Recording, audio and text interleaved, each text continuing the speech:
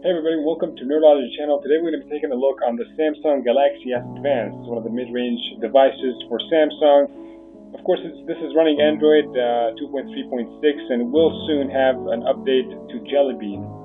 This phone has a very reasonable price and quite frankly, it's really cheap for the features that it offers. A dual-core processor, 1 GHz Cortex A9, 768 megabytes of RAM, and Mali 400 MP 5 megapixel back camera with LED flash, autofocus, smile detection, face detection, and blink detection, and a lot more features like geotagging.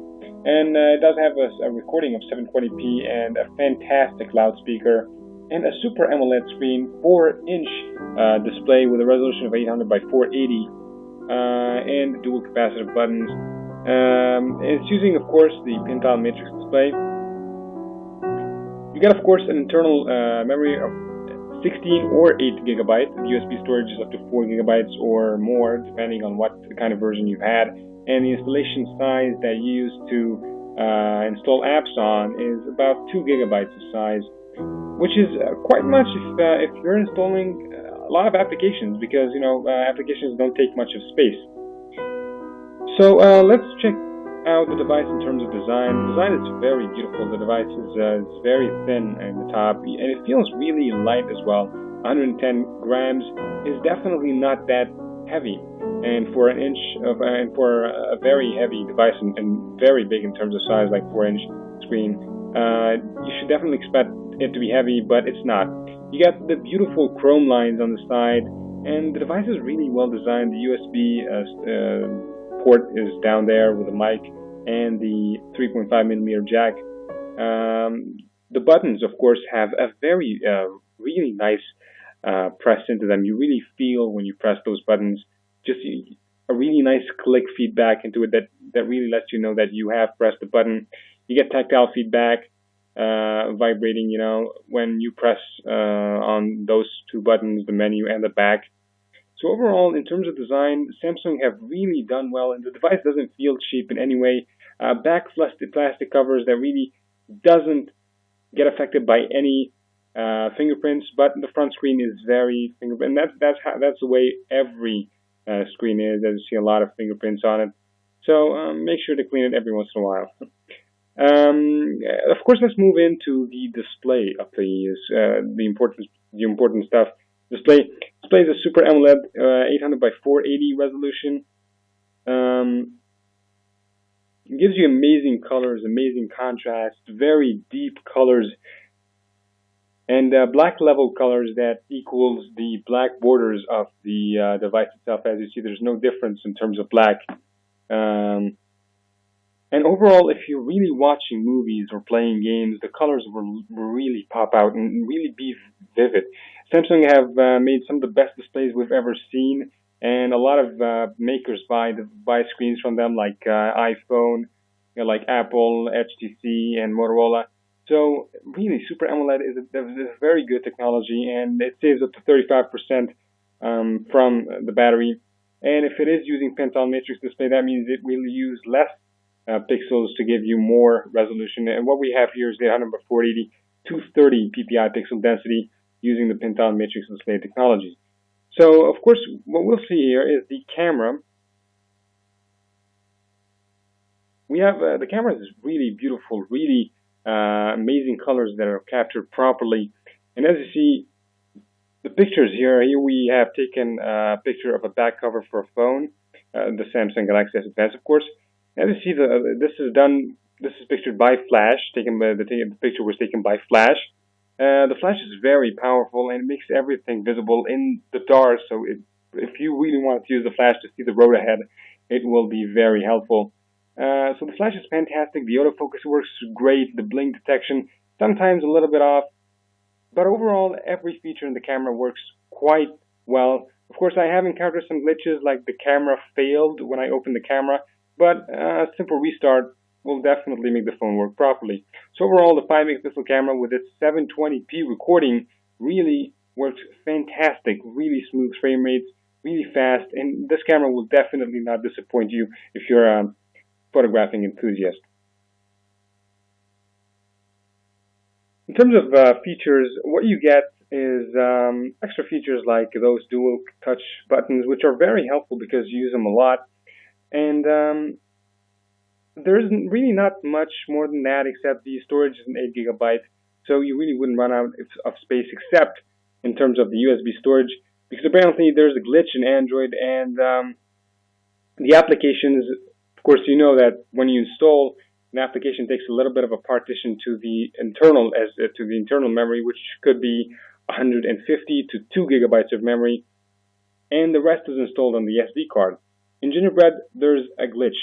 The rest of the partition will be installed on the USB storage, which could be around 4 gigabytes, maybe 2 gigabytes, which will make you run out of space. So if you're planning to install games like Nova 3 or Grand Theft Auto or whatever games you will install, because games are getting really big in size, and you will definitely run out of space quite fast with this phone. Samsung, of course, have its own TouchWiz UI, which is quite fantastic and really simple and really user-friendly. Really simple. It, of course, Samsung. What I really like the most about Samsung is that it offers widgets that I can actually use, not a lot of bloatware, and really good applications that you would need. You know, like you get the calendar, the internet. The internet browser is not bad, but of course you can get browsers like the Opera and the Dolphin browser. You get Google search, a lot of search applications, of course, which I don't really understand the voice command, voice search, and you get here as well Google search, and you get another Google search right about there. You get downloads, which is useful, Samsung apps, and using weather, task manager, which I find very, very useful and very handy if you don't have a task manager, calculator, mini diary. Not a lot of bloatware, not a lot of use. You got Polaris Office, not a lot of useless apps. Some of those apps you would really use and you would really appreciate their existence. The music player is also fantastic, and the sound output is absolutely amazing. And what I'm going to be showing you, of course, you get the tabs, normal tabs, like in any music player. What you get here as an extra in 2.3, Gingerbread 2.3, is an equalizer and a visualizer.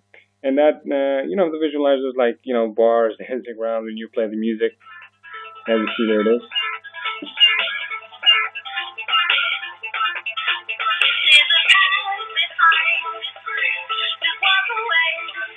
As you see, fantastic audio output.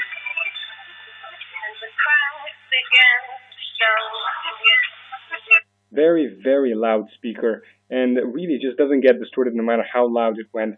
So in terms of loudspeaker output, it's just fantastic, and you will not be disappointed with its quality. Now, in terms of power, this thing, of course, have a dual-core 1 gigahertz processor and 768 megabytes of RAM, which might become, which might be not enough because some phones have around 1 gigabyte of RAM. Some of them have even 2 gigabytes. Are you going to run out of, is this phone going to lag on you? Is this phone going to stutter? The answer is no. I've played a lot of games on it. I've done a lot of browsing. And what we'll see here is a little bit of a browsing and Adobe Flash running to see what this phone is really capable of. And you got Android. You got the YouTube, the standard version, the PC version. And what we're going to do is we're going to play a video using Adobe Flash. So to really see how fast the processor works and how those Adobe Flash content wouldn't really affect the processor. This is a video apparently from FPS Russia. So let's see how it plays.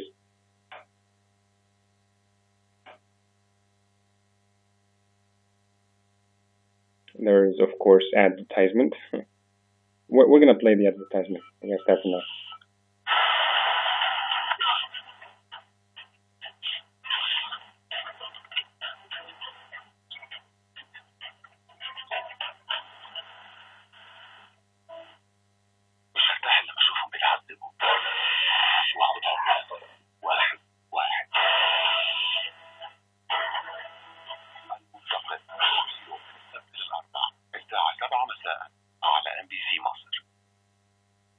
As you see, Adobe Flash works really, really well.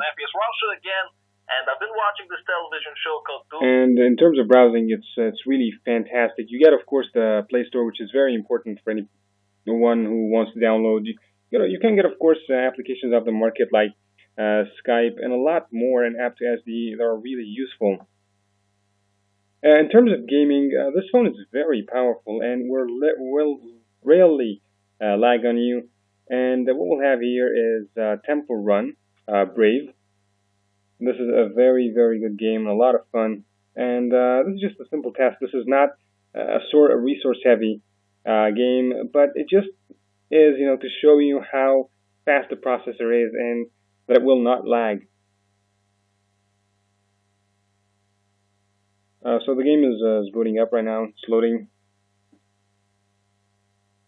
As you see here, the frame rates are quite decent. Not a lot of lags. Of course, we have the browser running in the background, so it might lag a little bit.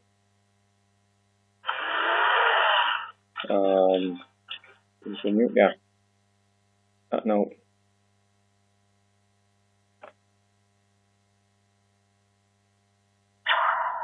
Okay.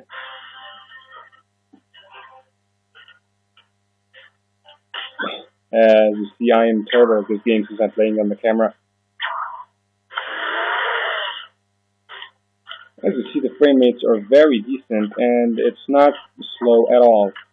You get fantastic performance out of dual-core processor, and it really is useful for most gaming. I've played games like Dead Space and Starfront Collision, and it really haven't stuttered at all. But Temple Run, as you see here, might stutter a bit because there's a browser running in the background with Adobe Flash. So overall, the phone is quite fast, and it wouldn't lag on you. Now, in terms of the negatives, what you get is, of course, a fantastic battery life, 15 mAh battery, 1500 mAh battery, which lasts around 5 hours of heavy usage.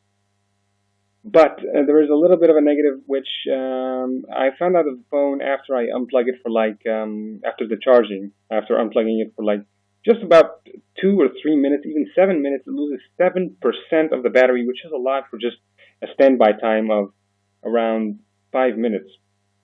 So the battery does discharge really fast when it's on standby, but in terms of usage, you can get 5 hours of heavy usage. So you will not be disappointed when you're using the phone for gaming or watching movies or whatever. Another negative is, I've told you about it earlier, is the USB storage, which is definitely a big negative for people who likes to install big games like Grand Theft Auto and a lot more games that take a lot of space. Of course, I haven't found a fix about it, and I don't know whether this could be fixed or not. But if you can live with those negatives, and if you definitely you're looking at a phone within this price range, which is 1,800 Egyptian pounds, since I'm living in Egypt, I don't know the prices in dollars. But this phone have a fantastic price, great quality, really well made. This is Samsung after all. And if you're comparing it between other phones like Sony Ericsson, Sony Xperia Sola, or Xperia U, or Xperia Go, or any other alternative like HTC, Motorola, anything else, this phone has the best price and the most features. So if that's what you're looking for, buy it, because I can't recommend it even more than that. Of course, this is a first impression review. So after 3 months from now, I'm going to be having an endurance review, which is really, in it, I'm going to be pushing the phone to its most limits and really just treating the battery with its most extensive use, and really just pushing the phone to its limit. And then I'm going to give you an extensive review, a full in-depth review on the phone. So for more information on this phone and others, on other reviews and other game reviews, check out Nerdology channel. Subscribe and like and leave a comment below. This was Enes, and this was Nerdology channel. Hope you enjoyed the show.